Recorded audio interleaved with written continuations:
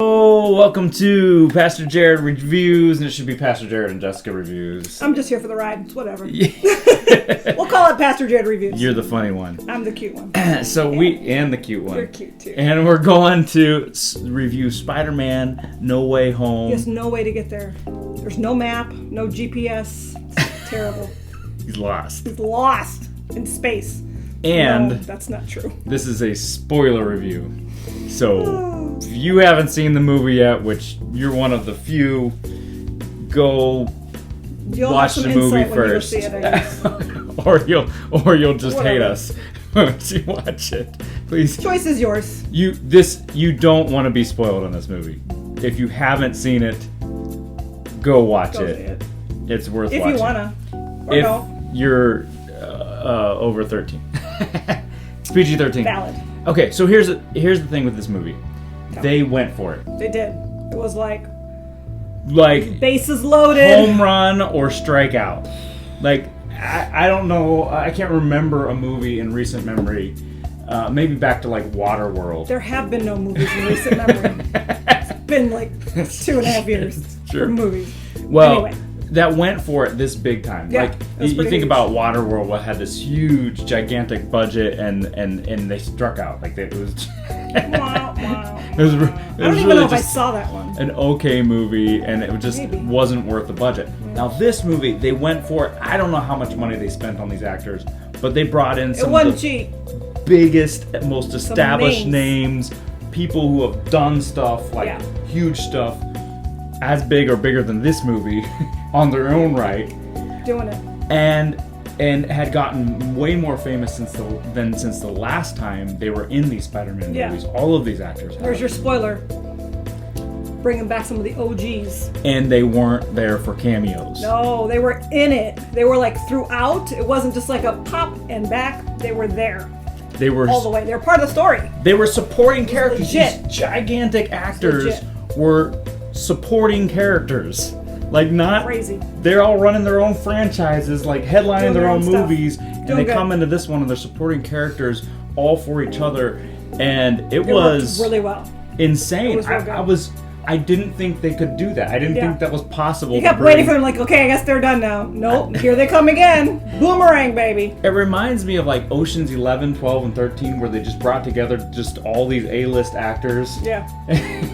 Like how many A-list actors can we put on, as main, supporting characters in these movies, and they did it, and it worked, and the plot made sense, and there was character development, and the script worked, and the action sequences worked, and I couldn't do half of it. None of it, probably. So here's the thing. We'll get into the nitty-gritty real quick with some of the characters. So, you got Tom Holland, you've got Zendaya. You had Doctor Strange in there, Benedict Cumberbatch, doing his thing. Ned Leeds doing his thing. Jon Favreau's Happy Hogan doing his thing. Okay, cool. That's who we expected to be in this movie. Sure. But then they had some major villains from each of the past Spider-Man franchises come in, and it made sense. That's cool. Because of how the multiverse is now coming together in this. Yeah, which that blows your head up a little bit, but you're in the multiverse. So you've got people from wholly different versions of Spider-Man universes. Which would be Tom Holland Spider-Man, Andrew Garfield Spider-Man, Tobey Maguire Spider-Man. They all have their own MJs or Mary Janes or Gwens.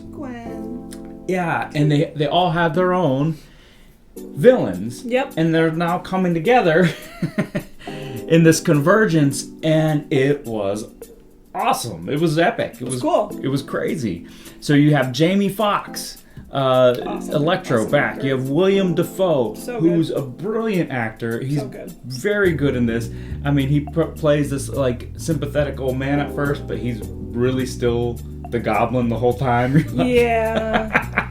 Yeah. He gets ya. He got ya. He got me. He gets ya. You think he's good. I was like, oh. Man, does he turn hard. He's trying to do the right thing. Look at him. Nope. Just kidding. And Dafoe can pull it off. He pulls it off. And like, oh, you sneaky old man. Molina does the opposite as Doc Ock. He does literally the opposite character arc of Defoe's character. Yeah. And I kept second guessing that though. I was like, is he bad or good now? I don't even remember where he is. And he's like, shh, just watch it. I'm like, no, I just don't know where I'm at.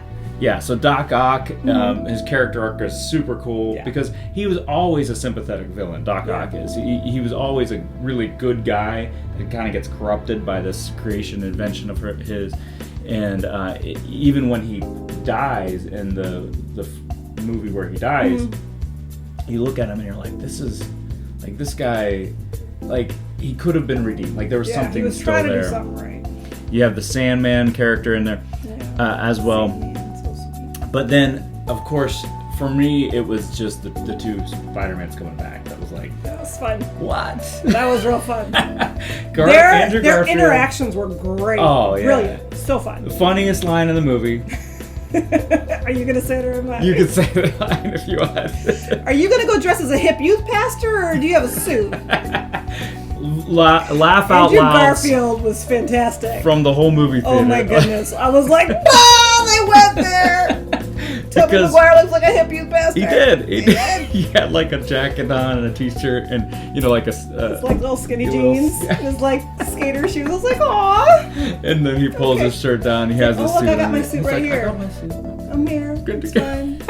But that was I can go in this though. That was an Andrew Garfield line delivered very well. Really good. Andrew Garfield's like acting, like he came to play. Yeah, like, he was ready. He came to play. I mean, all of them did. Yeah. You know, Jamie Foxx, you know how they kind of like made him not the nerdy guy again was a little okay, whatever. But it's all right. But he Jamie Foxx is a nerdy. He still put it in. You know, he still put it in, and so did Defoe, so did Alfred Molina as Doc Ock and Green Goblin, Electro. They all did a good job. But in Tobey Maguire's character, I didn't love how they kind of softened him a ton. Well, he was the mature version of himself, and so he was like, it's not all about revenge, you guys. It kind of made sense. He was chill, right? He was, but I felt like in the middle of a battle, he was a little too chill. He was a little understated. A little too understated. A little under the radar a little bit. Andrew Garfield's Spider-Man was probably my favorite. He was the humor. Yeah. For sure and all that. Like, I love you guys. And they just stare at him like, oh, okay. We're going to go fight now. Like, and I would say he was better in this movie than he was in his own movies. I would just... He's matured as an actor. I enjoy him as an actor. But I think he just did a really good job. He did a good job. And so, you know... And to see him come full circle from his tragedy. His character arc. Oh my gosh. I was like, am I allowed to cry in these movies? I'm not the crier at the movies. Somebody else is. But I was like, oh, that was very touching. I put myself in the movie. You do. Sweet. I empathize. You're good.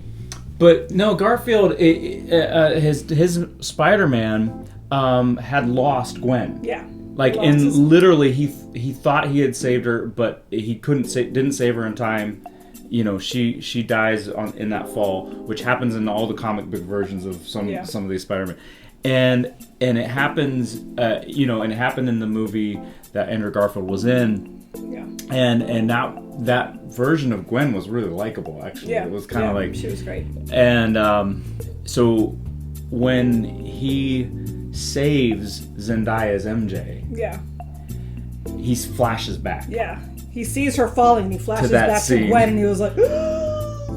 And you see that and we're all feeling it. Everybody's feeling it. Like, is he going to get her? Because she can't die. Well, you didn't think Gwen could die either, but here we are.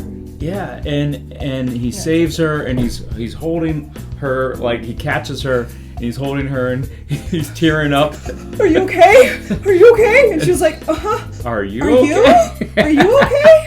It was really sweet, though. It was like, locked in. Like, recognizing the loss and stuff, He had to kind of, like, deal with and not freeze. Right. He had to overcome that traumatic experience and be able to overcome that trauma. Yeah, absolutely. So his character arc was real fun. Yeah. It was good. And Tobey Maguire's character arc was pretty good, too.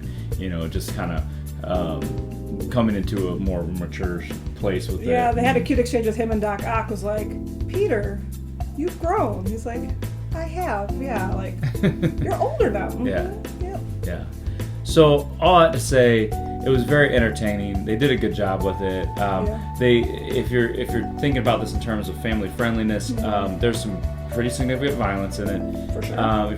There's also some cussing. They do limit it to certain scenes, which was real interesting in the moment. You're like, okay, there's this barrage of curse words, and then it stops, and you're like, oh, well, it's just, if we were going to watch this at home with our family. I think there was 2 scenes. Yeah. We'd be like, okay, well, this is the one scene we need to watch out for, and then here's another scene we need to watch out for. Yep. As far as language goes. Which is helpful for me. Like, they're trying to get the PG-13 rating because that's what gets more butts in seats.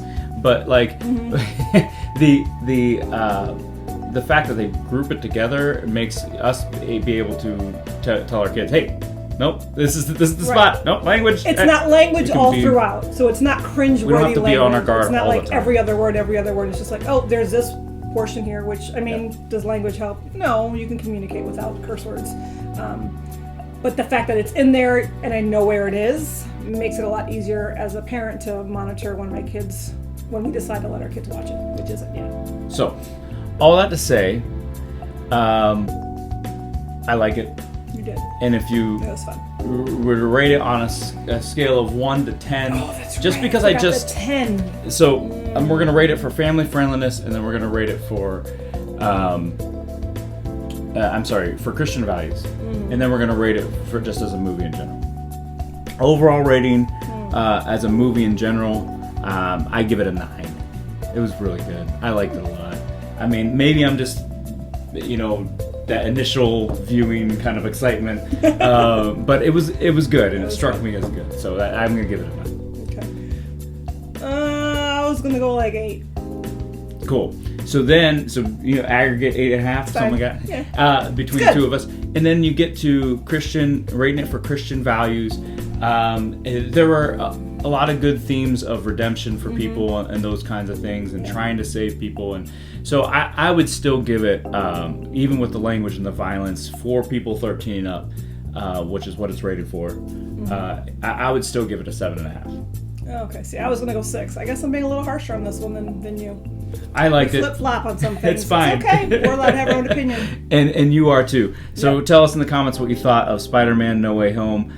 This is some of our thoughts about it, and God bless you.